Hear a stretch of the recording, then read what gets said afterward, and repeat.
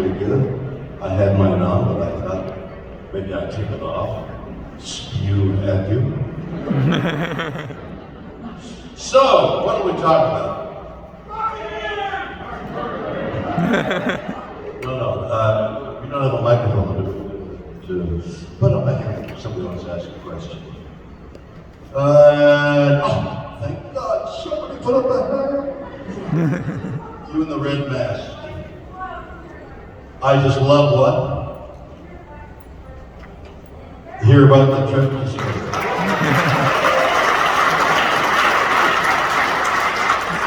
Which trip to Spain?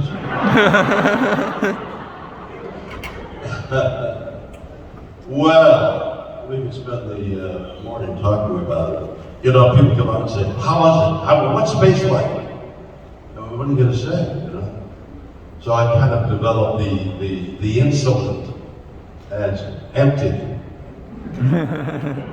But the more complex answer is it needs time, and I'll take the time this morning to tell you a little bit about it all. The first thought that comes to mind is, like, why would I do that?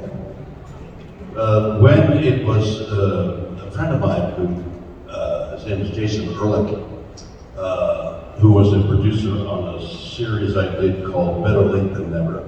We traveled around the world, and Jason was very good at it. And one day, a couple of years ago, he said, you know, I read somewhere that Blue Origin, the Amazon arm of space thing, is setting up a pod, is setting up a spaceship.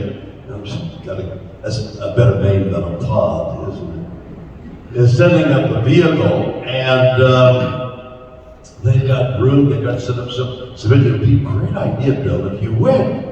I might get up there. Nobody, I don't want to go. Bill, I'll tell you, dude, all right, let's go up. He called Seattle, where Amazon was located, and they said, well, come on up, we'll talk about it. So we flew up to Seattle, and we went into the lobby of Amazon, their headquarters is there. And their lobby is about 2 or 3 times the size of this room. And in it are many of the original items of Star Wars, including the original spaceship, the Enterprise. And it's got under glass, you know. And wow, that's wild. Jeff Bezos is a real Star Trek fan.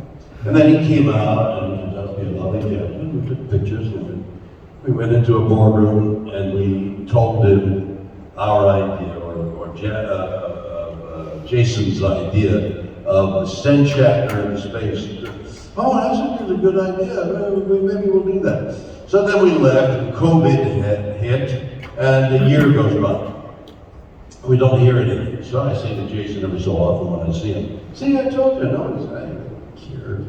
Old show, old me. And so then we read that Jeff Bezos is going up himself in space. So I said to Jason, see, I told you. You know, maybe, well, Jason said, well, maybe he'll choose you to go with him because there's 4 places. Actually, there are 6 places. So Jeff Bezos chooses his brother to go, and then 2 other people, and they go up. And I said to Jason, see, I told you. Nobody. So Jason says, well, maybe the second trip. But I said, I'm not going to call it the second trip. It's like being vice president. You want to hear the president. You don't hear vice president's second trip. Nobody will know it. They call Shatner, would you like to go on the second trip? So I thought, what do I got to go to the desert and it'd be uncomfortable. And about 6 months, 4 months or so before all this happened, a guy by the name of Josh Gates, he has a series of adventure, I think it's called something adventure something. He goes all over the world and has an adventure. He calls me, and he said, Bill, I'm doing Shark Week. How would you like to go to underwater with the sharks. And I'm thinking, send the vice president. So there's part of me, it's a part of me that bleeds. You didn't know that. So I thought, I've been a deep sea diver for a long time. I've had this license a long time. And like every amateur, once to 3 times a year, I'll go underwater. It takes a whole trip to get used to it again. But it's an extraordinary visit. It's another world underwater, especially in the tropics, where there's so much life and it's so different and so many different rules by which the animals down there live. And it's been a source of fascination for me and my family to dive and go underwater. One of the hotels that we go to, there's a rock, a giant rock near the beach, and they put a light on it at night, and the fish become attracted by the light, and the thing, big bats, what? Not stingrays, the other one. Manta rays. So manta rays come by, and you can dive. And in fact, I was coming around the rock right near there, underwater, and I came around the rock, and I came, and there was a manta ray looking at me. And these manta rays have these wide mouths. So the manta ray went, look who's here. And I'm, oh my God, look who's here. And developed out of that experience, I developed a cartoon character called Whoa. Which, whoa, look at that. You know, everywhere they went. And I almost sold my character. So going underwater was familiar to me, but all our education with sharks is, have your eyes open for sharks, because although they're critically important to the life down there, without them, it's like without wolves in the wild. Yellowstone, you know about Yellowstone Park, that eliminated wolves, and the 4-footed animals, the elk and the deer, lost their fear and trampled the streams and the banks, and all the brush got beaten down, and the insects left because there was nothing for them there. When the insects left, the birds left. When the birds left, the fish left. Because the wolves were gone, there was desertification, and then when they brought the wolves back, and the 4-footed animals went up to the heights because they didn't want to stick around, everything came back within a few years. All those streams in Yellowstone reignited. And that's the same with sharks. It's critically important. So, by way of saying I'm afraid of sharks, it's only human, because when I went down, so I'm ready to go down into the water, and you jump into the water, you hold your mask up, then they're guiding me along, and I'm looking down, and the water is in trouble. And they said, well, we're chumming for sharks. And I said, well, that's a lot of sharks right there. And they said, yes, the most critical moment is getting in and getting out. Oh my God. So I jump in and get down 60 feet, and there's a rock about the size of that speaker, and I sit on the rock and I watch these professionals feeding 18-foot tiger sharks. I'm looking for 18 feet, from here to those speakers. You see that top speaker? That's the size of their mouth. Tiger sharks. And then, further over there, there's a woman that they call the shark whisperer.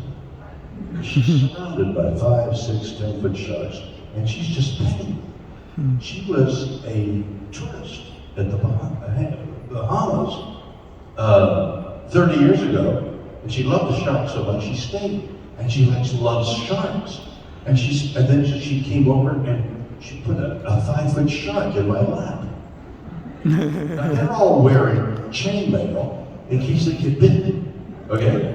Because apparently the sharks can't penetrate the chainmail. I'm not wearing chainmail. This 5-foot shark. Now, there is somehow somebody discovered that when you turn a shark upside down and you pet it, it goes into an atomic faint. They go, and they faint. Orcas somehow discovered that.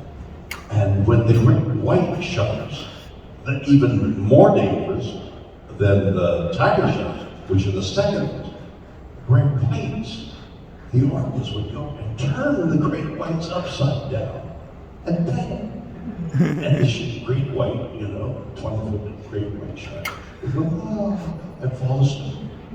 And then the orcas would eat its liver. So I'm petting this shark thinking it's in a toxic faint. And then I inadvertently put my finger in its gill and it went, oh my God, it's a live shark, what are you, crazy? And then when I went to get out, through the sharks, I'm walking, I'm climbing up the steps of the boat, and the sharks are behind me. And I swear to God, I heard a shark say, look at that asshole. So that's my way of telling you that sense of adventure, okay? So when they said, would you like to go up in the second ship, the second spaceship? Well, it's a thrill. I thought, why not? It's a thrill. It's a week of my time getting ready and going and coming around. But who'll know? So I went. And there was some press there. Captain Kirk, the whole training of this week that was spent in Texas in the desert was mostly getting in and out of this chair, this prone chair, getting in and out of it. Getting out of it was fine. It's a 5-point harness. So you have across the shoulders, cross your waist over the shoulder, and then the crotch. So there's 5-point, and you're locked into the seat because there's a thing called weightlessness. Now, 10,000 years ago, see the way I'm weaving all this into this. You ask me a question, you're going to get an answer. 10,000 years ago, in Mongolia, the steppes of Russia, steppes being the prairies of Russia, way north of the wild, the Mongolians, they invaded Europe numerous times, Kublai Khan. Their language became our language, Proto-European language. About 40 or 50 languages all stemmed from them, including English, which I thought was really interesting. But a word for horse, the word horse came into that language about 10,000 years ago. So archaeologists know that the discovery of domesticating the horse happened up there at least about 10,000 years ago, because they have the word horseman. Horse and wheel and fire all came in. There are no words for weightlessness. We don't know how to describe it. Apparently 600 people have felt weightless. And it's one thing you jump up there and say, yeah, I'm weightless, or you're in a vomit comet where they do an outside loop. You're floating through the air along with a lot of vomit, so I understand. and you're weightless, but you're not really weightless, because weightlessness is almost indescribable. It's like you're in a dream state, where you think you're floating over something. You ever had a dream where you're floating? It's in that area, it's unreal. So I saw film on Jeff Bezos and his brother on that first trip. And at one point, Mr. Bezos was facing front. The camera was here. His head was that way. His back was to us. His feet were splayed. And somebody, maybe his brother in the spaceship, were throwing Skittles at his ass.